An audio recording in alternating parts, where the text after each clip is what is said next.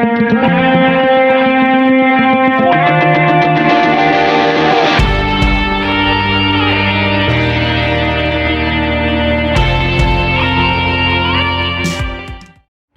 و حضرات السلام علیکم. آج میں موجود ہوں پاک فضائیہ کے سب سے بڑے آپریشنل بیس پر، جہاں اس ریجن کی سب سے بڑی ایک انٹرنیشنل ایکسرسائز ہو رہی ہے جس کا نام ہے انڈس شیلڈ 2024.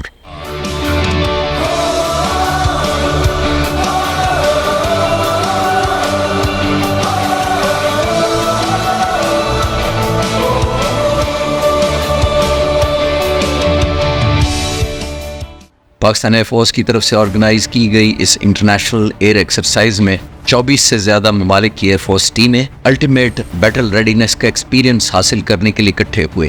چند دن پہلے اختتام ہونے والی یہ ایکسرسائز، جس میں پاکستان کے دو اہم air bases P F base مصف اور P F base Rafiqui dynamic battle ground میں تبدیل ہو گئے، جہاں دنیا کے جدید ترین fighter jets, unmanned aerial vehicles اور high tech air defence systems کی الٹیمیٹ امپلائمنٹ اور ریئل ٹائم ٹیسٹنگ ہوئی.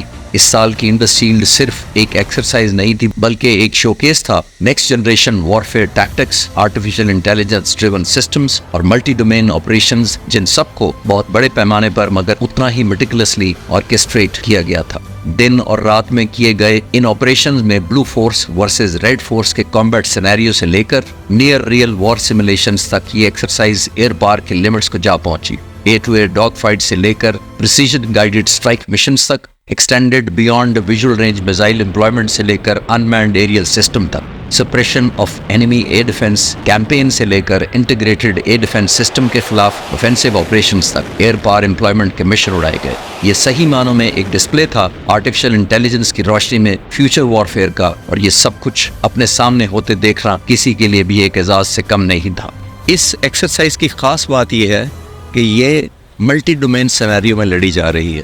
ٹریڈیشنلی جنگیں اس طرح لڑی جاتی تھی کہ زیادہ تر فائٹر اور بامبر جہاز شامل ہوا کرتے تھے. اس ایکسرسائز میں نہ صرف فائٹر جہاز حصہ لے رہے ہیں، بلکہ بہت سے support, electronic warfare, jammer, cyber, air to air refueller جہاز بھی شرکت کر رہے ہیں. پاک فضائیہ کے سربراہ air chief marshal Zaheer Ahmed Babar Sidhu کی دعوت پر یہ بھرپور شرکت اس خطے اور دنیا میں پاک فضائیہ کو حاصل احترام کا مظہر ہے. اس ایکسرسائز کا بنیادی مقصد حصہ لینے والے ممالک کے درمیان نہ صرف باہمی تعاون کو بڑھانا، ملٹری کوآپریشن کو مضبوط بنانا اور اسٹریٹجک پارٹنرشپ کو فروغ دینا تھا، بلکہ اس کے نتیجے میں برادرانہ ممالک سے تعلقات اور خیر سگالی کے جذبات اور زیادہ مضبوط ہوں گے. پہلی انڈس شیلڈ ایکسرسائز پچھلے سال 6 سے 25 نومبر تک منعقد کی گئی، جس میں 14 ممالک نے حصہ لیا. اس بار یہ سب کچھ صرف ایک ملٹری ایکسرسائز سے زیادہ تھا. یہ ریجنل سیکیورٹی اور تعاون کے لیے مشترکہ عزم کا اظہار تھا. یہ مشقیں 10 اکتوبر کو شروع ہوئیں اور 2 ہفتے تک جاری رہیں، جن میں پاکستانی J-10C،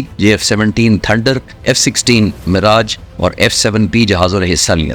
اس کے علاوہ پاک فضائیہ کے دوسرے جہاز یعنی SAB 2000 ایریائی ایویکس، C-130 ٹیکٹیکل ٹرانسپورٹرز اور AW139 کامبیٹ ہیلی کاپٹرز بھی اس ایکسرسائز میں شامل ہوئے. پاکستانی ڈرونز اور unmanned combat aerial vehicle fleet نے بھی اس ایکسرسائز میں بھرپور حصہ لیا، جن میں کنجی، TB2، ونگ لونگ 2 اور شاہپور 2 شامل تھے. پاک فضائیہ کے ایئر ڈیفنس ایسٹس بھی اس ایکسرسائز میں شامل تھے، جس میں اسپارڈا 2000 لانگ رینج ریڈار سسٹمز اور الیکٹرانک ایئر ڈیفنس سسٹم شامل تھے. اس ایکسرسائز میں کمپلیکس ایئر وارفیئر سینیریوز اور سیمولیشنز کے ذریعے چین، سعودی عرب، پاکستان، ترکی اور ایجپٹ کی ایئر فورسز نے ایئر پار کا استعمال کرتے ہوئے باہمی ملٹری کوآپریشن اور کمبیٹ کیپیبلٹیز کو بڑھانے پر بھرپور توجہ دی. انڈس شیلڈ کے دوران پاکستان ایئر فورس کی کٹنگ ایج سائبر اور اسپیس کیپیبلٹیز کو بھی امپلائی کیا گیا، جن سے پاک فضائیہ کی اوفینسو اور ڈیفینسو کیپیبلٹیز میں اضافہ ہوا ہے.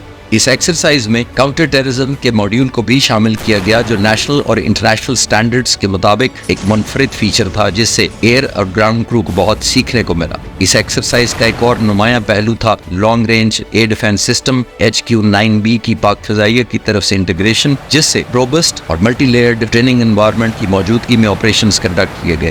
اس ایکسرسائز کی اہمیت میں مزید اضافہ مختلف ملکوں کی ایئر فورسز کے چیفز اور سینئر ملٹری لیڈرشپ کی شمولیت سے ہوا، جنہوں نے پاک فضائیہ کی آپریشنل کیپیبلٹی کا ذاتی طور پر مشاہدہ کیا. انہی کمانڈرز نے اپنے اپنے ملک کی ایئر فورس اور پاک فضائیہ میں تعلقات کو مزید بڑھانے کے بارے میں پاکستانی لیڈرشپ سے مفید مذاکرات بھی کیے. آئیے آپ کو پاک فضائیہ کے air power centre of excellence کے پردے کے پیچھے لے جاتے ہیں، جہاں آپ خود فرسٹ ہینڈ دیکھیں گے پاک فضائیہ انٹر آپریبلٹی کے مقصد سے الائنس کو زیادہ مضبوط بناتے ہوئے ٹیکٹیکل بریلینس اور ریجنل سیکیورٹی کے ڈومین میں کس مؤثر انداز میں اپنا کردار ادا کر رہی ہے۔ یہ ہے انڈسشیلڈ 2024، جہاں سکلز اور اسٹریٹجی ملتے ہیں اور اس کے لیے الٹیمیٹ ایرینا بنا ہے یہ کھلا آسمان۔ Let's dive in. Turkish air force اور پاک فضائیہ کے درمیان دیرینہ تاریخی تعلقات کی جڑیں مشترکہ ثقافتی تعلقات، فوجی تعاون اور میوچل اسٹریٹجک انٹرسٹ پر بیسڈ ہے۔ انہی F-16 کو ٹرکش ایئر فورس نے حال ہی میں F-16 وی کنفیگریشن میں اپ گریڈ کرنے کا پلان بنایا ہے۔ ٹرکش ایئر فورس اور پاک فضائیہ کے درمیان انمینڈ ایریل پلیٹ فارمز کی فیلڈ کے علاوہ دوسرے شعبوں میں قریبی پارٹنرشپ دونوں ایئر فورسز کے درمیان دوستی کی نہ صرف بہترین مثال ہے بلکہ ایک مؤثر سرویلنس، ریکانیسنس اور کامبیٹ کیپیبلٹیز میں قابل ذکر اضافے کی وجہ بھی ہے۔ سعودی ایئر فورس اور پاک فضائیہ کے درمیان دیرینہ تاریخی تعلقات گہرے تعاون، میوچل سپورٹ اور اسٹریٹجک پارٹنرشپ خاص اہمیت رکھتے ہیں، جو پاکستان کے قیام سے لے کر کئی دہائیوں تک پھیلے ہوئے ہیں۔ ایجپشن ایئر فورس کے بارے میں ایک دلچسپ بات یہ ہے کہ اس نے چائنا کے 4.5 جنریشن کے J-10C کی خریداری کا آرڈر دیا ہے، جس سے ایجپٹ پاکستان کے بعد یہ جہاز حاصل کرنے والا دوسرا ملک بن جائے گا۔ یہ جہاز بتدریج F-16 جہازوں کی جگہ لیں گے۔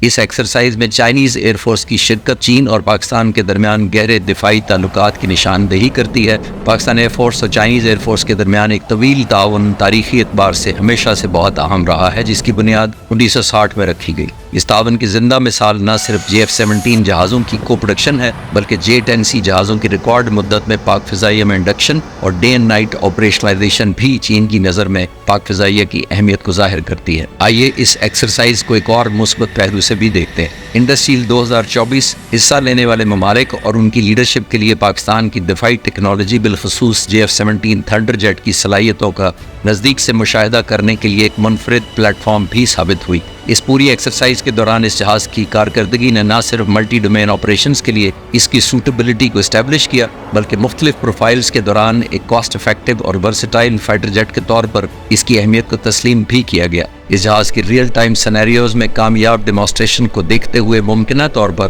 ارجنٹائن، ملیشیا، ایران، بنگلہ دیش اور سری لنکا جیسے ممالک اس ایکسرسائز کی روشنی میں اس فائٹر جہاز کو اپنی ایئر فورسز میں انڈکشن کے لیے ایک بنیاد بنا سکتے ہیں۔ دوسری جانب جیسا کہ ہم جانتے ہیں آذربائیجان، نائجیریا اور میانمار پہلے ہی JF-17 کو اپنے فلیٹ میں شامل کر چکے ہیں۔ اپنے شاندار ماضی کی طرح اس بار بھی پاک فضائیہ نے شاندار آپریشنل ریڈینس اور پروفیشنلزم کا بھرپور مظاہرہ کیا۔ اس ایکسرسائز کے موٹو کو سمجھنے سے پہلے یہ ضروری ہے کہ اس نیلے آسمان میں ان فائٹر جیٹس کی گھن گرج اور ٹریلز کی وجہ سے بارڈرز دھندلے ہو جاتے ہیں اور ان ہوابازوں کے ذہن میں سوار ہوتا ہے ان کا مشن، ان کا ٹارگٹ اور ایسٹ جس کا وہ دفاع کر رہے ہوتے ہیں۔ اور اگر یہ مشن اپنے قریبی دوستوں سے مل کر ایک جوائنٹ اسٹریٹجی اور کامن آبجیکٹو کے تحت اڑے جائیں تو کامیابی کے امکانات اور بھی بڑھ جاتے ہیں، کیونکہ اس ایکسرسائز کا موٹو تھا اسٹرانگر دین ٹوگیدر۔